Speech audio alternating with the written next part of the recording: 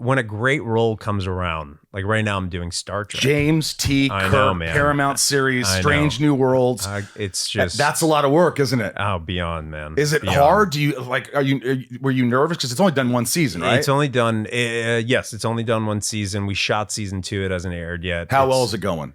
Well, I'll tell you, I could not ask for a better cast. I mean, these people, and again, I'm not a series regular, right? So I come in, I'm a recurring, and they welcome me with open arms. They're so awesome. The showrunner, Akiva Goldsman, is just the best. I just adore him, and Henry Alonzo Myers. And they're just like the nicest. And Anson Mount, who's the lead. I love Anson. I've had Anson on before, but I want to have him again. Good friend.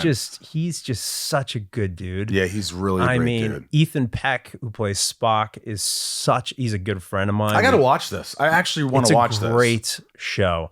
And it's really interesting. We play with timelines. So we haven't actually met James T. Kirk in his real, like we met an alternate version of James T. Kirk. We haven't met James T. Kirk as we know him from the original series, which we will in season 2. And, I just, it's daunting. I've gotten to know William Shatner.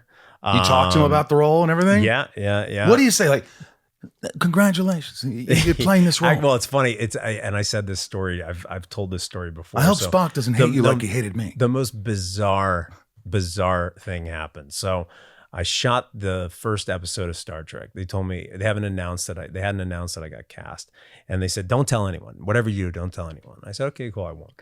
I'm flying from Chicago to L.A.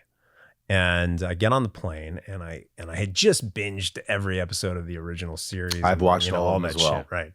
So I look up, and I'm like, I get on the plane, I'm like, is that William Shatner? I was like, it can't be. And he had just gotten back from space with Bezos. And I guarantee he was reading a book. I think he was reading a book. Yeah, he was reading a book. So, but anyway, so I get on the plane, and I look, and I see the seat next to him is empty. I look at my ticket, and I'm the seat next to him, and I'm like, this is just like destiny.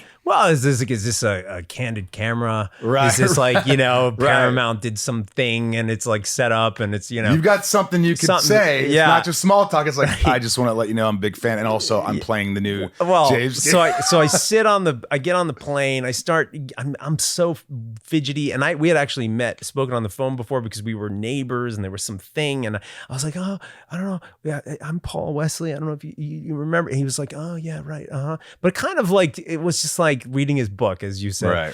and doing his thing. And I don't want to bother him. And even some woman was trying to take photos of him. And anyway, and we're flying, and I'm like trying to allude to the fact that I'm playing this role without saying it. And I honestly think he thought I was like some deranged, like fan and some like I was stuttering. I was just in between, it was a disaster. I asked him for a selfie, and he was kind enough to do it. I felt terrible, but I said, I got to capture this moment.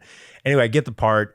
It's announced that I got the part, and then he, went on Twitter and just like tweeted me like the sweetest thing. There's just like this supportive tweet, and just said, "Take care of my ship," and it was just like, it was such a beautiful moment. But it was great. Like, I felt redeemed because I really for those few months thought he thinks I'm this deranged lunatic who's like a hardcore Trekkie who couldn't find his words. And then so when he tweeted me, I was pretty thrilled.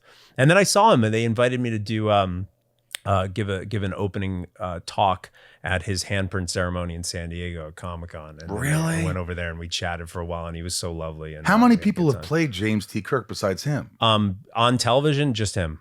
So you're the only one, other than Chris Pine in the movie, right? Yeah, yes. But is there some kind of thing where you're like, I need to talk like this a little bit? It's fun. I thought I had a conversation with the.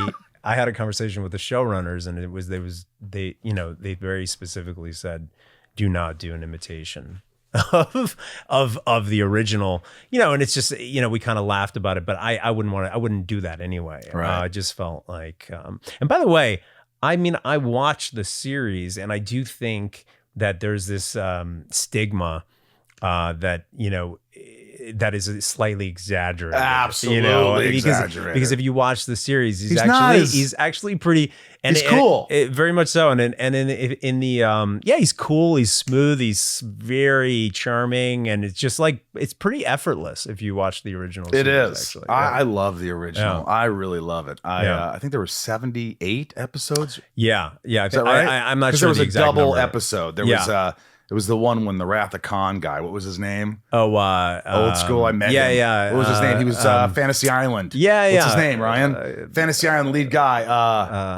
The plane boss. And he goes. It's no, I have it. I have his name right.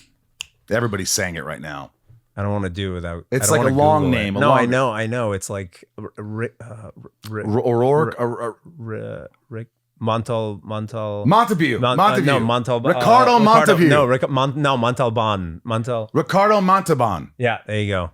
Montalban. That's it. Yeah. I met him once, and I go, I'm a huge fan. He was older. He was in a wheelchair. It was at this restaurant, and there's no one there except him and whoever he was with. And I was like, oh my God. He's like, oh, thank you. Nice to meet you. Oh, that's awesome. He was really sweet. That's awesome. That's always nice when you're kind of the people that you look up to, and you're like, oh my God, and you grew up with, and they're kind.